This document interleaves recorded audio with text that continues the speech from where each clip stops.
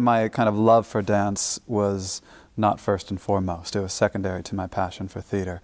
I did end up dancing with the Paul Taylor Dance Company, but my stint in that company was brief because I always knew I wanted to get back into the theater. The artistic director thing came as I was doing a lot of regional theater. There would be times that when I was at a good regional theater, like a Virginia Rep, I would look at the artistic director and say, well, that seems like a really interesting chair to sit in. And there's something about the culture of doing gig after gig after gig and not having any of the institutional interest or the ability to shepherd an institution from project to project and season to season.